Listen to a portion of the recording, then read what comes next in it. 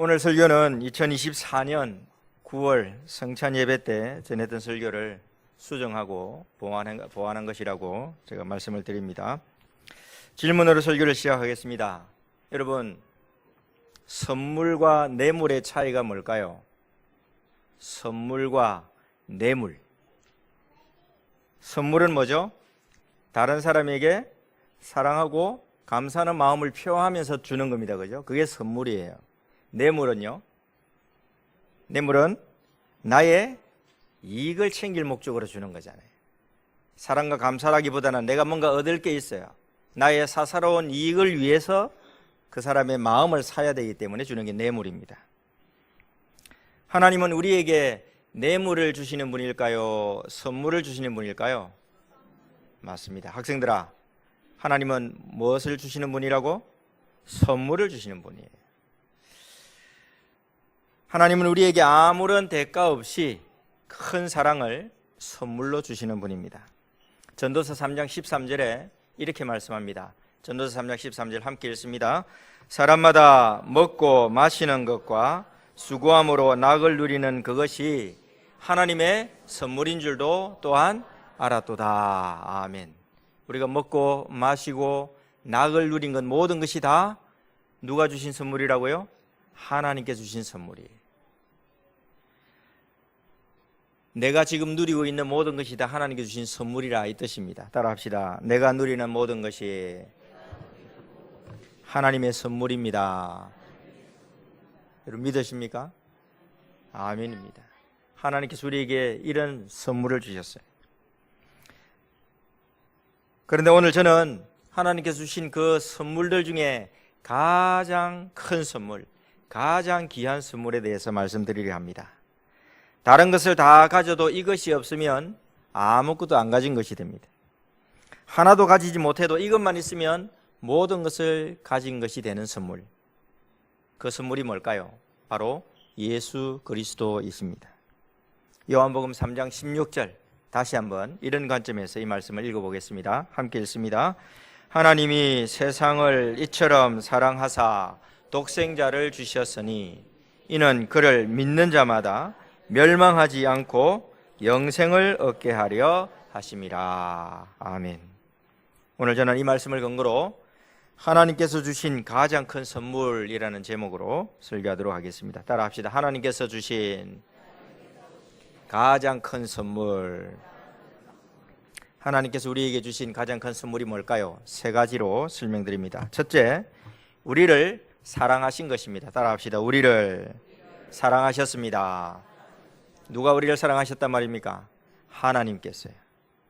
요한복음 3장 16절은 이렇게 시작합니다. 하나님이 세상을 이처럼 사랑하사. 여기서 세상이라는 말은 하나님께서 만드신 모든 만물들, 피조세계를 뜻합니다. 그런데 요한복음에서는 특별히 이 세상이라는 말이 죄로 인해서 하나님을 배반하고 거역한 모든 사람들을 세상이라고 말합니다. 태초에 하나님께서 천지 만물과 사람을 만들었습니다.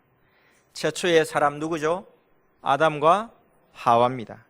하나님께서 온 세상의 임금이 되셨고 사람들을 다스리는 왕이셨습니다. 하지만 아담과 하와가 죄를 지었습니다. 완전히 달라졌습니다. 사탄이 온 세상의 임금이 되어버렸습니다. 요한복음 12장 31절에 이렇게 말합니다. 이제 이 세상에 대한 심판이 이르렀으니 이 세상의 임금이 쫓겨나리라. 여기서 이 세상의 임금이 누굴까요? 사탄을 말하는 거예요. 하나님의 심판이 임하면 이 세상의 임금이었던 사탄이 쫓겨난다는 말씀입니다. 아담이 타락한 후에 세상 사람들은 이 사탄의 지배를 받게 되었습니다. 사람이 하나님을 배반하고 하나님을 미워하는 것, 이게 우연이 아니에요. 사탄의 지배하에 있다는 뜻입니다. 또 사람은, 그 사탄의 지배를 받는 사람은 이제 하나님을 미워할 뿐만 아니라 하나님을 믿는 사람들까지 미워했습니다. 이 세상에서 사탄의 지배를 받는 모든 사람들, 그들은 날마다 하나님을 멀리하고 하나님 아닌 다른 우상을 섬기며 살았습니다. 그런데 하나님께서 그런 세상을 사랑하셨다는 거예요. 왜? 하나님을 배반하고 하나님을 멀리하고 미워했던 세상을 사랑하셨을까요? 사랑받을 만한 자격이 있거나 가치가 있어서 그런 게 아닙니다. 아무런 자격이 없지만 하나님께서 거저 사랑해 주셨습니다. 따라합시다. 하나님께서 거저 사랑해 주셨습니다. 거저 사랑해 주셨다는 거예요. 아무런 대가도 없이. 이것이 하나님께서 우리에게 주신 선물이요, 이것이 하나님의 은혜입니다. 사랑하는 성도 여러분, 우리도 전에는 말과 마음과 행동으로 하나님을 배반하고 하나님을 멀리했던 죄인입니다. 우리는 이 세상에 속했던 사람입니다. 물론 지금도 여전히 연약해서 이 죄에 넘어질 때가 있습니다. 우리도 하나님을 떠나 내 마음대로 죄짓고 살았던 적이 있습니다. 하나님 없이 내 힘으로 잘 살 수 있다고 그렇게 고집하며 살아왔습니다. 하지만 하나님은 그런 우리조차도 거저 사랑해 주셨습니다. 우리가 사랑받을 만한 자격이 있어서가 아닙니다. 하나님께서 우리를 거저 사랑으로 안아주신 거예요. 내가 내 인생의 왕이 되어서 나 중심적이고 이기적으로 그렇게 내가 살았던 그런 사람이었지만 하나님께서는 그런 우리를 거저 사랑해 주셨습니다. 이 사랑 자체가 하나님께서 저와 여러분에게 주신 가장 큰 선물입니다. 두 번째, 하나님께서 우리에게 주신 선물은 독생자 예수님을 주신 것입니다. 따라합시다. 독생자 예수님을 주신 것입니다. 요한복음 3장 16절에는 하나님이 세상을 이처럼 사랑하사 누구를 주셨다라고 되어 있습니까? 누구를 주셨다고요? 독생자를 주셨습니다. 독생자.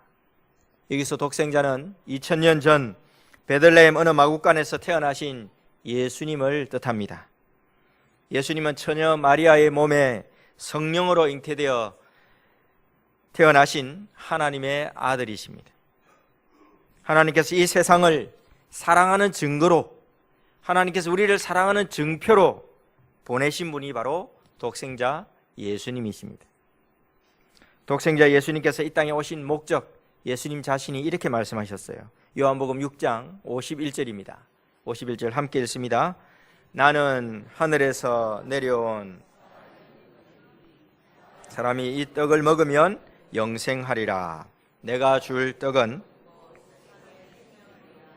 내 살이니라 하시니라. 아멘. 예수님께서 하늘에서 내려온 떡이신 거예요. 영생을 주시려고, 영원한 생명을 주시려고 자기 살을 주시기 위해서 이 땅에 오셨습니다. 6장 55절 56절에도 이렇게 되어 있습니다. 다 같이 읽습니다. 내 살은 참된 양식이요 내 피는 참된 음료로다. 내 살을 먹고 내 피를 마시는 자는 내 안에 거하고 나도 그의 안에 거하나니. 아멘. 독생자 예수님은 자기 살을 생명의 양식으로, 자기 피를 생명의 음료로 주시려고 이 땅에 오셨습니다. 여러분, 독생자 예수님은 이 땅에 오셔서 자기 살과 자기 피를 주셨습니다. 그게 바로 십자가 사건이에요. 예수님께서 십자가에서 못 박히시고 살 찢겨 피 흘려 죽으셨습니다. 죄인인 나를 대신해서 죄의 형벌을 예수님께서 받으셨습니다. 십자가에 못 박혀 찢겨진 그 예수님의 몸이 저와 여러분에게 생명을 주는 양식입니다. 예수님께서 십자가에서 흘리신 그 피가 저와 여러분에게 영원한 생명을 주는 생명의 음료입니다. 여러분, 오늘 우리가 성찬식을 가집니다. 이 성찬식에서 먹는 빵은 바로 우리를 위해서 십자가에 못 박혀 살 찢기신 그 예수님의 몸, 예수님의 살을 상징합니다. 포도주는 예수님의 피를 상징합니다. 성찬식에서 빵을 먹고 포도주를 마실 때 우리는 나를 사랑하사 나를 위해 살 찢기시고 나를 위해 피 흘려 죽으신 그 독생자 예수님을 기억해야겠습니다. 예수님의 몸과 피가 하나님께서 주신 사랑의 선물이라는 사실을 우리가 명심해야겠습니다. 이것이 전부가 아닙니다. 하나님께서 우리에게 주시는 세 번째 선물 또 있습니다. 바로 예수님을 믿는 자에게 주시는 영생입니다. 따라합시다. 예수님을 믿는 자에게 주시는 영생입니다. 영생이 바로 하나님께서 우리에게 주시는 가장 큰 선물입니다. 요한복음 3장 16절을 다시 읽어볼까요? 여러분 이제 거의 암송하실 때 정도가 되실 것 같습니다. 함께 읽어보겠습니다. 시작. 하나님이 세상을 이처럼 사랑하사 독생자를 주셨으니 이는 저를 믿는 자마다 멸망하지 않고 영생을 얻게 하려 하심이라. 아멘. 하나님은 독생자 예수님을 믿는 자에게 멸망하지 않고 영생을 선물로 주셨습니다. 요한복음에서 영생이란 말은 두 가지 뜻이 있습니다. 하나는 시간적으로 영원하다는 뜻이에요. 또 다른 하나는 지금 이 땅에서 하나님께서 주시는 모든 좋은 것을 누린다는 뜻이에요. 오늘 이 말씀에서는 두 가지가 다 적용될 수 있습니다. 영생은 단지 오래 사는 것 정도가 아니라 하나님과 화목하고 하나님을 예배하고 하나님과 동행하며 하나님께서 주시는 복을 누리며 사는 겁니다. 그게 영생이에요. 하나님과 동행하는 사람에게 하나님은 지혜와 은사를 주십니다. 낙심한 자에게는 위로와 소망도 주십니다. 찔림과 회개가 필요한 자에게는 말씀으로 경고하고 말씀으로 찔림받고 그렇게 회개하게 만드십니다. 질병으로 고통받는 자에게는 인내와 긍휼로 치유와 회복으로 하나님께서 선물을 주십니다. 이 모든 것이 하나님께서 우리에게 주시는 영생이라고 하는 말에 다 포함되어 있습니다. 독생자 예수님을 믿는 사람은 죽어서 천국 가는 것만 아니라 지금 이 땅에서도 하나님과 동행하는 행복한 삶을 선물로 받습니다. 여러분 혹시 이 자리에 아직도 이 예수님을 선물로 받지 못한 사람, 이 예수님을 믿지 않는 분이 계시다면 예수님 믿어서 여러분도 영생의 복을 누리시기를 간절히 바랍니다. 한번 따라합시다. 예수님 믿고 영생을 선물로 받읍시다. 예수님 믿고 영생을 선물로 받는 여러분들 다 되시기 바랍니다. 하지만 여러분 한 가지 더 있습니다. 예수님을 믿는 자에게는 영생이 있지만 믿지 않는 자에게는 영생이 없습니다. 안타깝게도 예수님을 믿지 않고 하나님의 말씀을 무시하고 하나님을 거역하는 사람에게는 멸망만 있을 뿐입니다. 죽어서 지옥 갈 뿐만 아니라 이 땅에서도 하나님과 동행하는 행복을 누리지 못한다는 뜻입니다.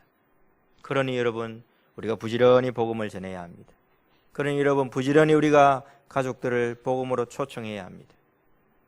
부지런히 기도해야 합니다. 하나님께서 우리 사랑하는 가족들에게 이 예수님을 믿는 믿음 주셔서 함께 영생의 복을 누리게 해달라고 기도해야 합니다. 사랑하는 성도 여러분, 오늘 성찬식은 하나님께서 우리에게 주신 이 사랑의 선물인 생명의 양식과 생명의 음료를 마시는 잔치상입니다. 빵과 포도주는 하나님께서 우리를 사랑하시는 증거입니다. 우리가 자격이 있어서 빵과 포도주를 먹는 게 아닙니다. 부족하지만 우리가 연약하지만 우리를 사랑하셔서 독생자 예수님을 내어주신 그 하나님의 사랑 때문에 우리는 빵을 먹고 포도주를 받습니다. 성찬은 단순히 예수님의 죽으심을 생각하는 추도식이 아닙니다.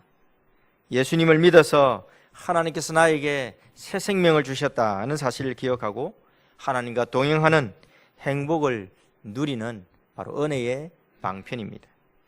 그러니 오늘 예수님께서 다시 오시는 그날까지 우리가 나를 사랑하사 독생자를 주시고 영생을 선물로 주신 하나님만 예배하고 하나님께 감사하고 하나님과 동행하는 행복한 삶을 살아가시기를 다짐하고 또 그렇게 살아가는 복된 우리 성도들 다 되시기를 주님의 이름으로 축복합니다. 아멘.